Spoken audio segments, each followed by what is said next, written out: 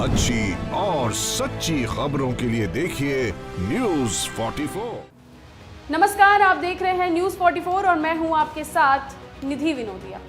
देश में रोहिंग्याओं को बसाने के लिए केंद्र सरकार के फैसले को लेकर बवाल मचा हुआ है। विपक्ष तो विपक्ष, यहां तक कि बीजेपी नेता भी केंद्र के इस फैसले पर सवाल उठा रहे हैं। वहीं आरएसएस और विश्व हिंदू परिषद के बीच केंद्र के इस फैसले से नाराजगी साफ दिख रही है। आम आदमी पार्टी ने रोहिंग्याओं को भारत में बसाने वाली बीजेपी तक कह दिया। आइए जानते हैं कि पूरा मामला क्या है और इस विवाद की शुरुआत कहां से हुई। बता दें कि इस पूरे विवाद की शुरुआत केंद्रीय मंत्री हरदीप सिंह पुरी के एक ट्वीट से हुई थी, जिसमें उन्होंने कहा था कि भारत ने हमेशा उनका स्वागत किया है जिन्होंने भारत देश में शरण मांगी है।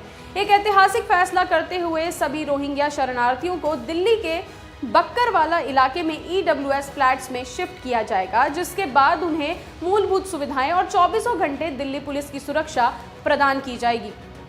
हरदीप सिंह पुरी के इस ट्वीट के बाद से ही बवाल मचा हुआ है। आम आदमी पार्टी, कांग्रेस, विश्व हिंदू परिषद के साथ साथ बीजेपी के कुछ नेताओं ने भी इसके खिलाफ मोर्चा खोल रखा है और अपनी नाराजगी व्यक्त की है। आखिर कौन है रोहिंग्या? कहानी 16वीं शताब्दी से शुरू होती है। यह जगह म्यांमार के पश्चिमी छोर पर स्थित राज्य रखाइन थी, जिसे अराकान भी कहते हैं। इस राज्य में उस दौर से ही मुस्लिम आबादी रहती थी। 1826 में हुए पहले एंग्लो बर्मा युद्ध के बाद अराकान पर अंग्रेजों का कब्जा हो गया। उस युद्ध में जीतने के बाद अंग्रेजों ने बंगाल यानी कि बांग्लादेश से मुसलमान मजदूरों को अराकान लाना शुरू कर दिया। धीरे धीरे रखाइन में मुस्लिम मजदूरी की आबादी बढ़ती गई। बांग्लादेश से आकर रखाइन में बसी इस मुस्लिम आबादी को रोहिंग्या आबादी कहा जाने लगा। 1948 में म्यांमार पर से ब्रिटिश शासन का अंत हुआ और वह आज़ाद मुल्क के रूप में उभर कर आया। तभी से यहाँ पर बहुसंख्यक बौद्ध आबादी और मुस्लिम आबादी के बीच विवाद शुरू हो गया। रोहिंग्या की संख्या बढ़ती देख म्यांमार के जनरल विन की सरकार ने 1982 में देश में नया राष्ट्रीय कानून लागू किया। इस कानून में रोहिंग्या मुसलमानों का नागरिक दर्जा खत्म कर दिया गया था। तभी से म्यांमार सरकार रोहिंग्या मुसलमानों को देश छोड़ने के लिए मजबूर करती रही। तब से रोहिंग्या बांग्लादेश और भारत में घुसपैठ करते आते रहे हैं। आपको बता दें कि 2012 में रखाइन में सांप्रदायिक दंगे हुए थे और जिसके बाद ही रोहिंग्या मुसलमानों का पलायन और तेजी से बढ़ा था। रखाइन में 2012 से ही सांप्रदायिक हिंसा चल रही है और इस हिंसा के चलते हजारों लोग मारे जा चुके हैं, तो लाखों लोग विस्थापित भी हुए हैं। 2014 में हुई म्यांमार की जनगणना में सरकार ने रखाइन के करीब 10 लाख लोगों को जनगणना में शामिल नहीं किया और ये वही लोग थे जिन्हें म्यांमार सरकार रोहिंग्या घुसपैठिया मानती है। रोहिंग्या के मामले पर आखिर सुप्रीम कोर्ट का क्या कहना है?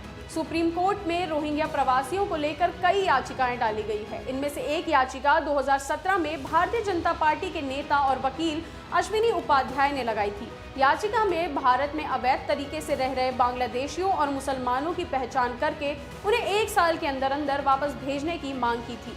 कोर्ट ने इस मामले में केंद्र और राज्य सरकारों से उनके जवाब भी मांगे थे। केंद्र और ज्यादातर राज्य सरकारों ने अब तक इस पर कोई जवाब नहीं दिया है। तो वहीं कुछ राज्यों का कहना है कि सुप्रीम कोर्ट का जो भी आदेश होगा वो उसका पूरी तरह से पालन करेंगे।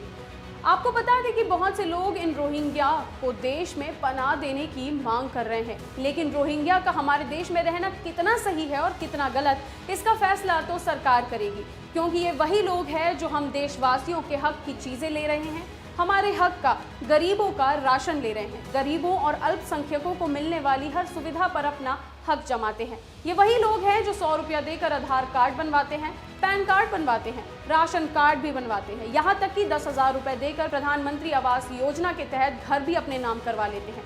ये वही लोग हैं जो अपने हक की हर चीज़, हर सुविधा जरा से पैसे देकर अपने नाम कर लेते हैं।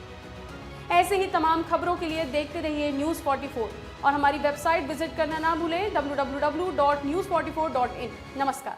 अच्छी और सच्ची खबरों के लिए देखिए न्यूज़ 44।